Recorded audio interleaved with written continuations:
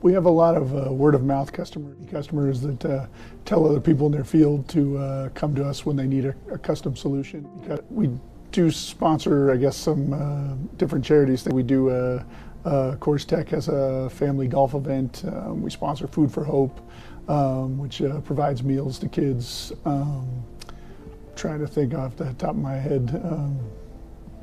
Those are, I guess, the two biggest ones. So, yeah. So they'll usually come with a product specification that has a statement of work, which is basically just a list of what they want the furnace to. We'll have 2 or 3 design iterations with them, just sending drawings back and forth, and then once they sign off on the design, then manufacture it. Perla del Rio, the mechanical drafter here. They're like blueprints for for our furnaces to be fabricated. So like everybody follows the blueprints to build everything. Like I have to put materials, sizing. I have to make sure the materials exist in the correct sizing.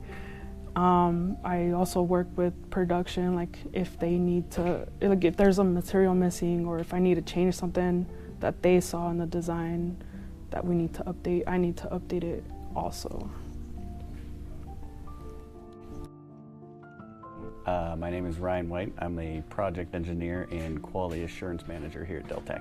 We're ISO 9001 2015 certified, so we have a quality program that basically says we put out what we said we would.